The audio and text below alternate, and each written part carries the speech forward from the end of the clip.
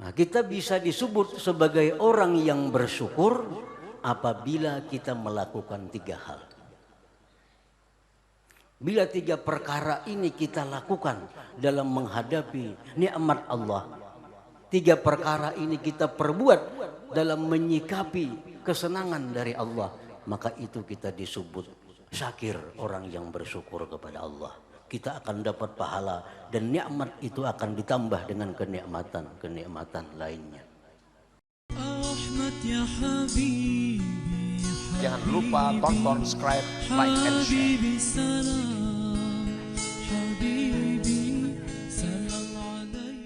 Hadirin hadirat yang dimuliakan Allah. Nah, syukur oleh Imam Al-Ghazali dijelaskan. Kapan kita bisa disebut orang yang bersyukur? Kapan kita bisa dianggap sebagai orang yang bersyukur? Nah, kita bisa disebut sebagai orang yang bersyukur apabila kita melakukan 3 hal.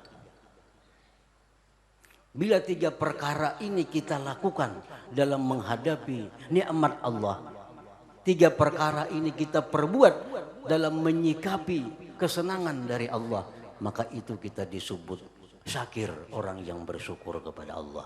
Kita akan dapat pahala dan nikmat itu akan ditambah dengan kenikmatan lainnya.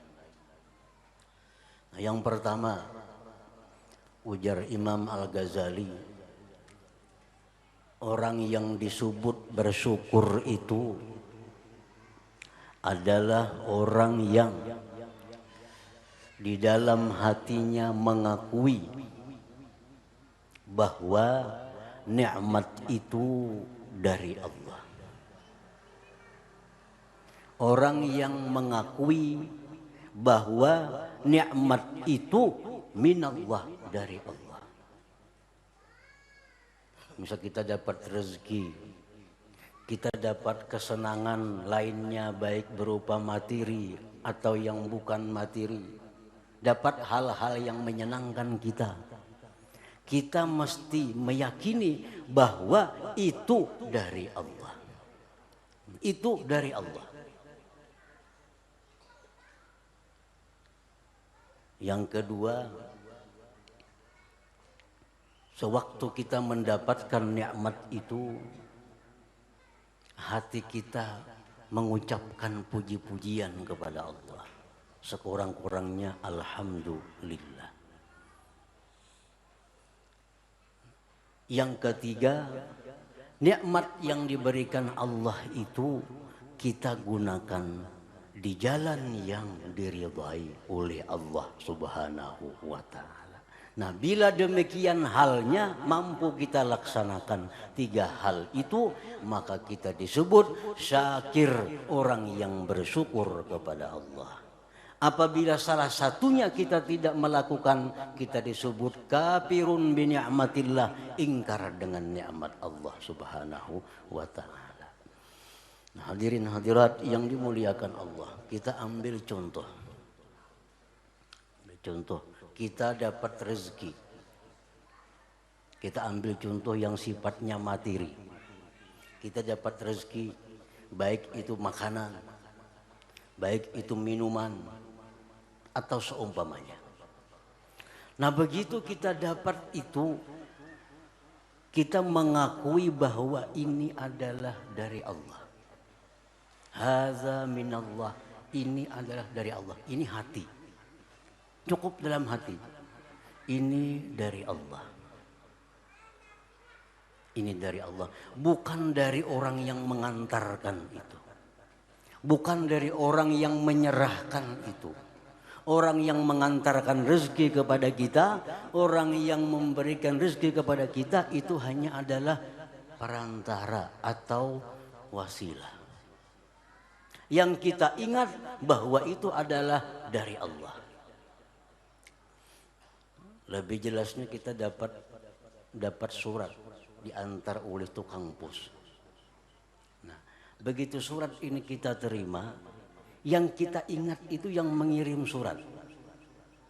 Tukang pos kita ada ingat lagi. Kita ngaranin kada ingat lagi siapa. Datang orang dari Padipri maatar sagan hari raya. Ini datang anak buah Sidin datang maatar bingkisan. Nah, sagan hari raya. Terima kasih. Kita kada ingat lagi siapa nang maatar ini siapa. Kada ingat lagi. Tapi Padiprinya ingat terus kita. Sidin nang mengirimi. Nah, mestinya demikian itu nikmat Allah yang diberikan kepada kita. Perkara orang yang mengantarkan itu adalah hanya wasilah. Yang selalu kita ingat, yang selalu kita puji, yang selalu kita cintai adalah yang memberi, yaitu Allah Subhanahu wa Ta'ala. Nah, itu pertamanya, mengakui bahwa ini adalah dari Allah Subhanahu wa Ta'ala. Nah, kemudian dari situlah lalu timbul pujian kepada Allah. Alhamdulillah. Alhamdulillah. Makan sudah kenyang. Alhamdulillah. Nah, dari kenyang itu timbul kita kekuatan. Dari kenyang itu timbul ada tenaga. Nah, tenaga ini gunakanlah di jalan yang diridai Allah. Gunakan tenaga ini untuk beribadah kepada Allah. Gunakan tenaga untuk mencari rezeki yang halal. Gunakan tenaga untuk menuntut ilmu. Gunakan tenaga untuk membantu sesama. Gunakan tenaga untuk hal-hal kebaikan. Bila demikian halnya, maka kita sudah termasuk syakir, orang yang bersyukur kepada Allah Subhanahu wa Ta'ala. Allah Subhanahu wa Ta'ala berfirman, wa qalilun min ibadiyasy syakur. Sedikit sekali hambaku itu yang bersyukur, kata. Sedikit sekali hambaku yang bersyukur. Kita kada ingat lawan nang mengirimi, nang kita sanjung, kita puja nang mengatar ini. Nang mengirimi kita kada ingat lagi. Nah, kemudian nikmat ini kita gunakan untuk hal-hal yang sifatnya adalah tidak ada manfaatnya. Nah, nikmat yang diberikan Allah kita gunakan untuk hal yang hura-hura, jauh daripada nilai ibadah. Nah, maka itu Allah berfirman, wa qalilum min ibadiyasy syakur. Sedikit sekali hambaku itu yang bersyukur, kata Allah. Nah, hadirin hadirat yang dimuliakan Allah. Orang yang beriman itu idza asabathu sarra syakara. Bila mana datang kepadanya kesenangan, datang kepadanya kenikmatan, syakara, dia bersyukur. Fakana dzalika khairan lah, dan itu adalah kebaikan baginya. Wa idza asabathu dharra sabara. Bila datang kepadanya perkara-perkara yang membebaninya, perkara-perkara yang jadi beban kepadanya, sabara, dia sabar. Nah, fakana dzalika khairan lah, dan sabar itu satu kebaikan baginya.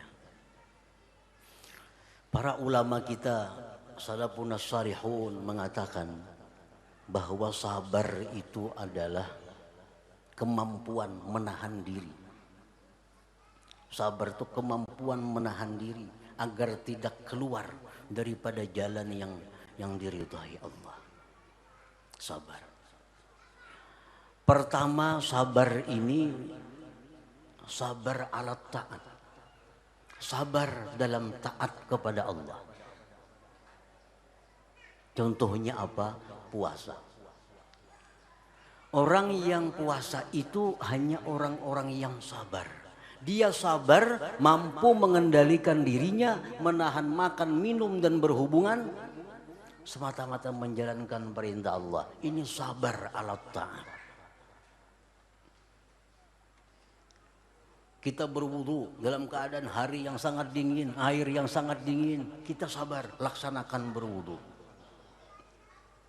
Itu disebut sabrun ala taat, sabar atas taat.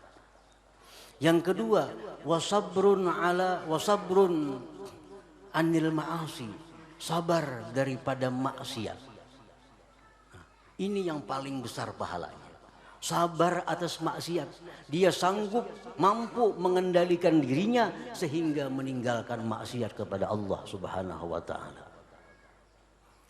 Di dalam sebuah hadis disebutkan, di padang mahsyar yang tidak ada naungan selain naungan Allah, Salah satu manusia yang bisa masuk naungan Allah itu orang yang sabar menghadapi maksiat.